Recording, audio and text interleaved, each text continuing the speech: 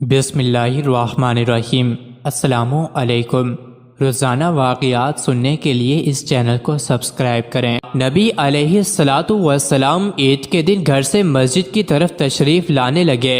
راستے میں آپ صلی اللہ علیہ وسلم نے کچھ بچوں کو کھیلتے دیکھا۔ انہوں نے اچھے کپڑے پہنے ہوئے تھے۔ بچوں نے سلام عرض کیا تو نبی علیہ السلام نے جواب ارشاد فرمایا۔ اس کے بعد آپ آگے تشریف لے گئے تو ایک بچے کو خاموشی کے ساتھ اداس بیٹھے دیکھا۔ آپ صلی اللہ علیہ وآلہ وسلم اس کے قریب رک گئے۔ آپ نے اس بچے سے پوچھا کہ تمہیں کیا ہوا ہے کہ تم اداس اور پریشان نظر آ رہے ہو؟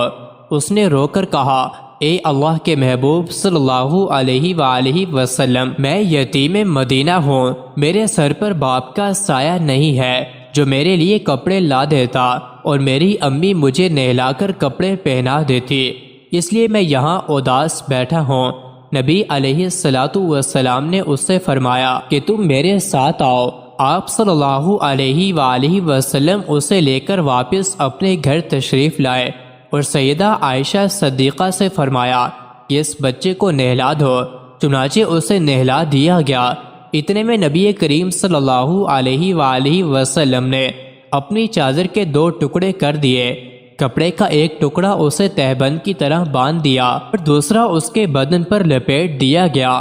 پھر اس کے سر پر تیل لگا کر کنگھی کی گئی، حتیٰ کہ جب وہ بچہ تیار ہو گیا اور نبی علیہ السلام کے ساتھ چلنے لگا تو نبی علیہ السلام نیچے بیٹھ گئے اور اس بچے کو فرمایا، آج تو پیدل چل کر مسجد میں نہیں جائے گا بلکہ میرے نبوت والے کندھوں پر سوار ہو کر جائے گا۔ نبی علیہ السلام نے اس بچے کو کندھوں پر سوار کر لیا اور اسی حالت میں اس گلی میں تشریف لائے جس میں بچے کھیل رہے تھے۔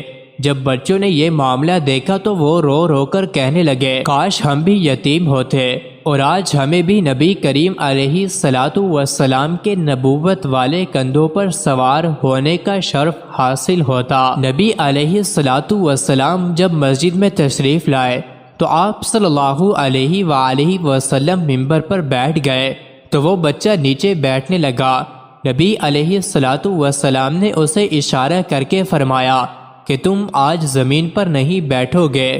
چنانچہ آپ صلی اللہ علیہ وسلم نے اس بچے کو اپنے ساتھ ممبر پر بٹھایا اور پھر اس کے سر پر ہاتھ رکھ کر ارشاد فرمایا کہ جو شخص یتیم کی کفالت کرے گا اور محبت و شفقت کی وجہ سے اس کے سر پر ہاتھ پھیرے گا، اس کے ہاتھ کے نیچے جتنے بال آئیں گے اللہ تعالیٰ اس کے نامہ اعمال میں اتنی نیکیاں لکھ دے گا۔ سلطان المشائخ حضرت خواجہ نظام الدین اولیاء محبوب الہی دہلوی رحمت اللہ علیہ کے ہاں ایک مہمان آیا، رات قیام کیا۔ دوسرے دن صبح دہلی کے بازار میں کچھ چیزیں فروخت کرتا ہوا دیکھا گیا۔ کوتوال کو شبہ ہوا کہ یہ چیزیں چوری کی ہیں۔ اس نے اس کو گرفتار کر لیا۔ پوچھنے پر پتہ چلا کہ رات اس نے حضرت خواجہ نظام الدین کے ہاں قیام کیا تھا۔ کوتوال نے حضرت محبوب الہی کی خدمت میں بھیجا کہ ان چیزوں کی شناخت کرائی جائے۔ حضرت نے چور کو دیکھا اور فرمایا کہ بھائی تم خود ہی بتاؤ کہ یہ چیزیں چوری کی ہیں یا تمہاری؟ چور خاموش رہا اور کوئی جواب نہ دیا۔ آپ نے فرمایا کہ نظام الدین خالی ہاتھ آیا اور خالی ہاتھ ہی جائے گا، بھلا وہ ان چیزوں کی کیا شناخت کرے گا جس کو اپنی شناخت سے فرصت نہیں؟